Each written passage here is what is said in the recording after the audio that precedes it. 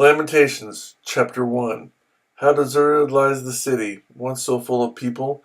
How like a widow is she, who once was great among the nations. She who was queen among the provinces has now become a slave. Bitterly she weeps at night, tears upon her cheeks. Among all her lovers there is none to comfort her. All her friends have betrayed her. They have become her enemies. After affliction and harsh labor, Judah has gone into exile. She dwells among the nations. She finds no resting place. All who pursue her have overtaken her in the midst of her distress. The roads to Zion mourn, for no one comes to her appointed feasts. All her gateways are desolate. Her priests groan, her maidens grieve, and she is in bitter anguish. Her foes have become her masters. Her enemies are at ease. The Lord has brought her grief because of her many sins. Her children have gone into exile, captive before the foe. All the splendor has departed from the daughter of Zion. Her princes are like deer that find no pasture. In weakness they have fled before the pursuer. In the days of her affliction and wandering, Jerusalem remembered all the treasures that were hers in days of old. When her people fell into enemy hands, there was no one to help her. Her enemies looked at her and laughed at her destruction. Jerusalem has sinned greatly, and so has become unclean.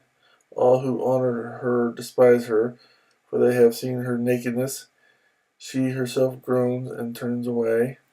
Her filthiness clung to her skirts. She did not consider her future. Her fall was astounding.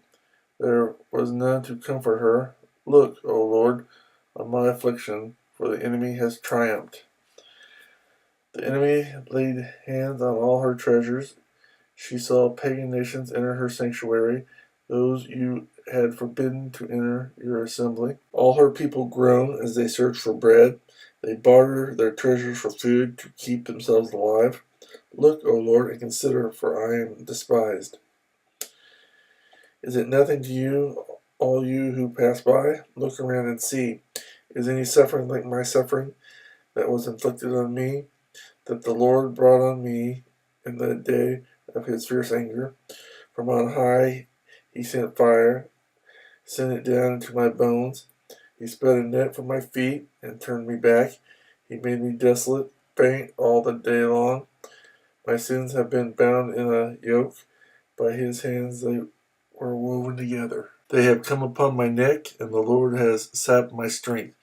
He has handed me over to those I cannot withstand. The Lord has rejected all the warriors in my midst. He has summoned an army against me to crush my young men.